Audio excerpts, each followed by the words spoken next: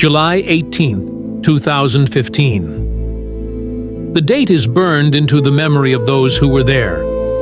It began like any summer morning at Marine Park.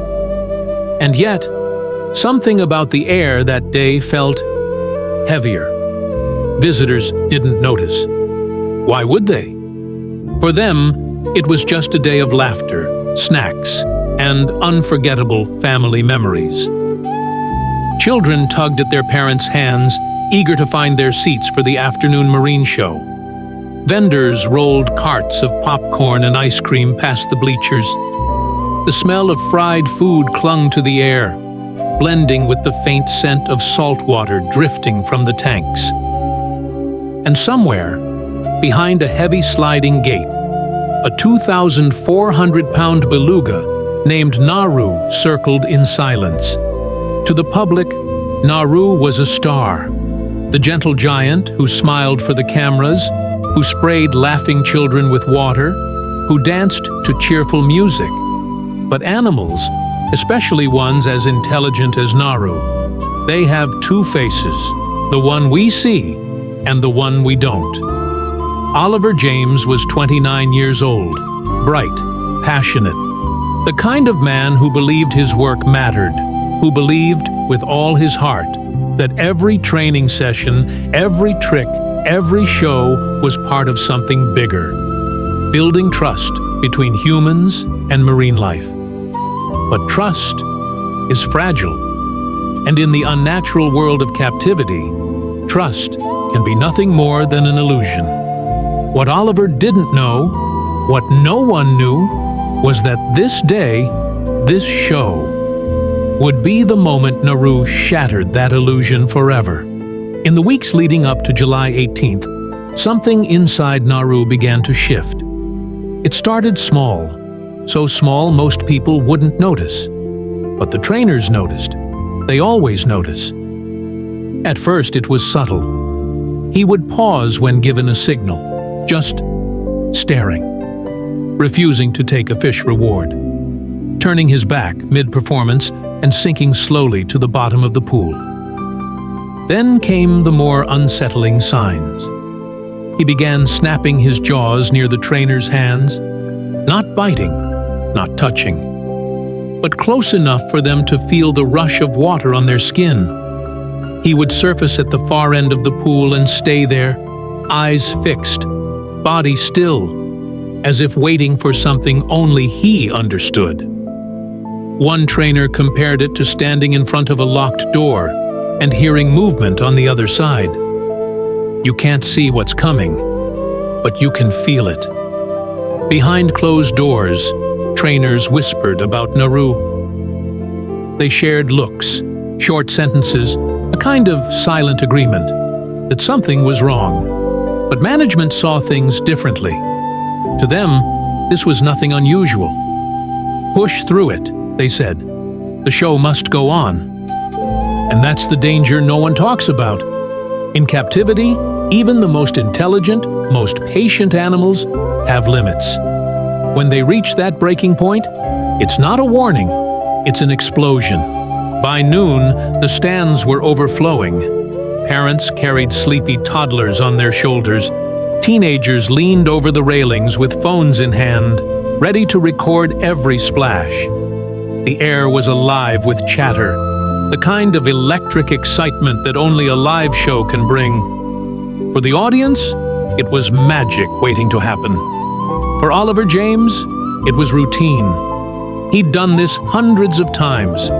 And yet, even he would later admit that on this day, something in the air felt different. The music swelled, and the crowd roared, unaware that a predator was circling below. Naru's movements were slow, measured, almost rehearsed. But this was not the choreography they had practiced. To a beluga in the wild, the ocean is endless. But here, the walls are close. The sounds are amplified. And every ripple carries vibrations of excitement or tension. For Naru, the walls must have felt like they were closing in. We hear muffled underwater versions of the crowd's cheers as Naru glides toward the edge of the pool, just below Oliver's feet. Above the surface, joy. Below, calculation. Oliver tosses a fish into the water. Naru disappears into the depths instead of catching it. The crowd laughs, thinking it's part of the act. Oliver forces another smile. The show had only just begun, but deep in the tank, something ancient and primal was waking. We think of marine parks as safe, controlled, harmless. But the truth is, the water hides what the eyes can't see. Stress, frustration, instincts that captivity can't erase. And when those instincts surface, no trainer, no matter how skilled, is beyond reach. If you believe stories like this matter, that they deserve to be told, not buried, start by subscribing. Not for me, for every untold story, every hidden truth that corporate press releases would rather you forget. Subscribing makes sure the next warning doesn't vanish in silence. Then, take a moment to like this video. Not for numbers, not for popularity, but because every like pushes this story higher, past the noise, into the eyes of someone who might never have known it happened. It's a way of saying, this matters, don't look away. And finally, share this story with your friends, your family, your community. Because when we share, the truth spreads faster than the lies.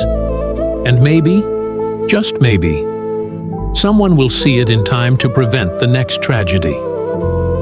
Now, let's go back to July 18th, 2015, to the moment when everything changed. Oliver dove in, a practiced, graceful arc. The crowd erupted in cheers, their applause echoing through the stadium. He resurfaced with a smile and signaled for Naru's signature spin, a move they had rehearsed hundreds of times. But this time, Naru didn't move. Instead of turning, Naru froze, muscles coiled, eyes locked, and then, without warning, he lunged. The force was instant, a white blur striking like a torpedo. Oliver's body snapped backward from the hit. The air left his lungs before he could even cry out. Before he could orient himself, Naru's jaws closed around him. Not his arm, not his leg, his torso. It wasn't a bite, it was a clamp, a grip designed to hold prey in place, to keep it from escaping. Belugas don't kill like orcas. They don't thrash their victims to pieces. They hold, they crush, and Naru's grip was iron. Above the surface, the crowd's excitement shifted in an instant. The laughter faltered. The clapping stopped. People leaned forward, trying to understand what they were seeing. Some thought it was part of the show. Others were already reaching for their phones. Trainers are taught never to panic in the water, but training doesn't account for the moment when an animal you've trusted for years decides you are no longer a friend. In that moment, Oliver wasn't a trainer. He wasn't in control. He was just another creature, in the wrong place. And this was only the beginning. Beneath the surface, the world was chaos.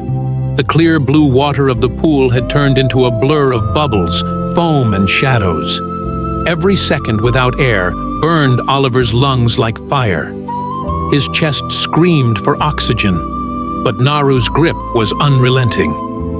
Naru's eyes stayed fixed, cold, alien, almost calculated. This wasn't panic. This wasn't confusion. It was deliberate. He dragged Oliver in tight spirals, whipping him through the water, smashing his body against the tank wall with bone-rattling force. Ribs cracked like twigs under pressure. Pain shot like lightning through Oliver's chest.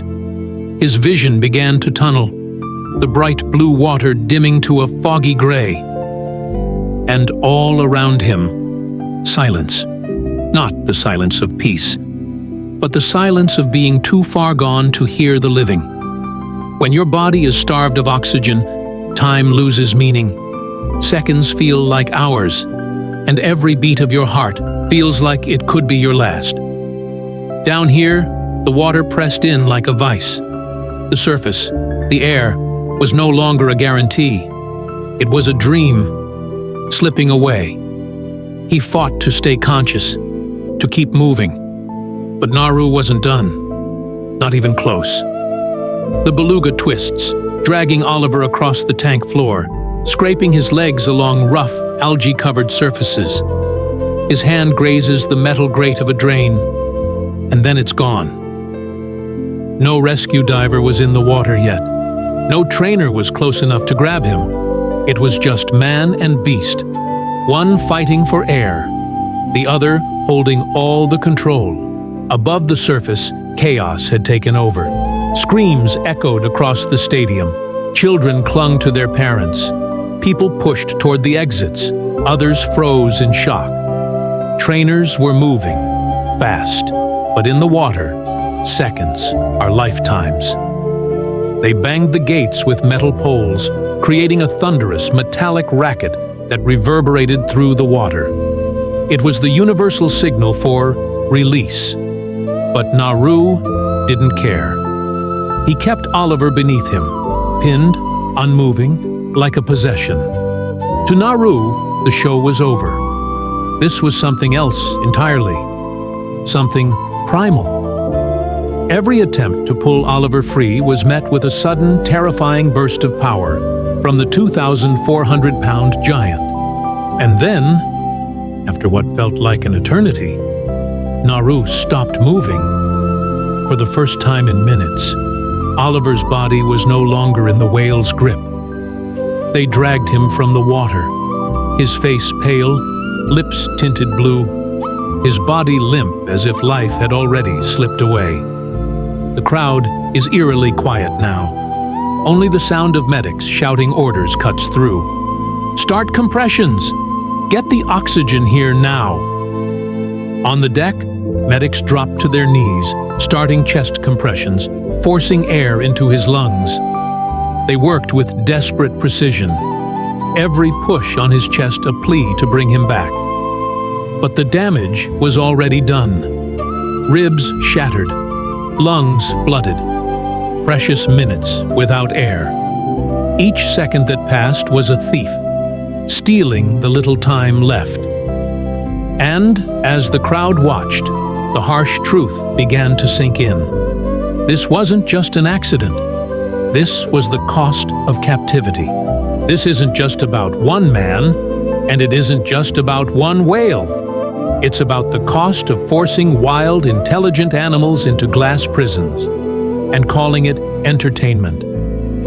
Oliver's life ended here, but the system that made this possible is still alive, and it thrives in silence.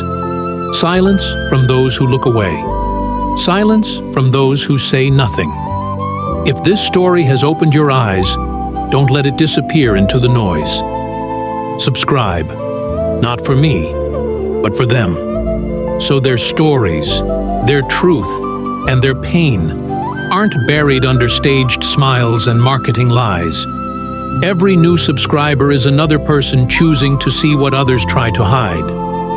Like this video, because the more people engage, the harder it is for this truth to be buried. Every like is a signal that these lives matter, that Oliver's story matters. Share this with friends, with family, with anyone who believes the ocean should be a home, not a cage. Because one share can be the spark that starts a conversation, and conversations can change laws. Don't let this just be another tragic video you watched and forgot. Let it be the moment you decided to help stop it from happening again. Oliver's death never made the headlines. There was no front-page story, no breaking news bulletin, just a carefully worded press release. The park called it a tragic accident. But words like that are designed to protect the business, not the truth, because the truth is far harder to hear. Captivity changes animals, slowly, invisibly, day after day. These are creatures built for an ocean without boundaries, and instead, they live inside a box. And a box, no matter how you decorate it, is still a cage. In the wild, a beluga like Naru could travel hundreds, even thousands, of miles in a year. He would live his life surrounded by a tight-knit pod, communicating with a rich language of whistles, clicks, and songs that carry for miles under the ice. Every journey would bring him new sights, new sounds, new challenges. In captivity, all of that vanishes. The walls never move. The floor never changes. The same faces, the same routines, over and over. What we call training is often food deprivation disguised as bonding, forcing an animal to perform in exchange for survival. Scientists call it zoochosis, a state where captivity pushes animals into stress, aggression, or self-harm. The public rarely sees it. The companies never admit it. But trainers see the warning signs, the vacant stares, the sudden refusals, the slow build of frustration that has nowhere to go. For Naru, that pressure built for years, and when the breaking point came, it was Oliver James who stood in front of him. 7 years of trust, 7 years of friendship, all gone in a single moment of instinct and rage. In the wild, this is who Naru could have been, a free, intelligent being, living by the rhythms of the ocean, not the commands of a whistle. In the wild, Oliver would never have been in danger. In the wild, this story would not exist. And yet, every day, across the world, whales and dolphins still live in tanks. Trainers still step into the water. And tragedies like Oliver's remain hidden, written off as accidents instead of the inevitable result of confinement. Oliver's story may have been hidden, buried under press releases and quiet settlements. But now, you know, and that makes it yours to carry. Stories like this, they aren't just tragedies. They are warnings. Warnings written in blood and salt water. And if we ignore them, they will come again, to another trainer, another animal, another family left with questions that will never be answered. We can choose a different path, one where the ocean belongs to its own, one where our love for animals doesn't cost them or us everything. If this story has moved you, take a moment now. First, subscribe. Because the more of us who stay informed, the fewer stories get buried, the fewer voices get silenced. Subscribing doesn't just support a channel, it builds a wall against forgetting. Then, like this video, not for the algorithm, but so this truth is marked, remembered, and recognized as something that matters. Every like is another signal that this isn't entertainment. It's a reality we refuse to ignore. And finally, share it with your friends, your family, anyone who still believes that tanks and tricks are harmless fun. Because change only comes when the truth is too loud to hide. We can protect both humans and the animals they love, but only if we choose to. In memory of Oliver James, 1986 to 2015, and in honor of every captive life that never had the chance to be free.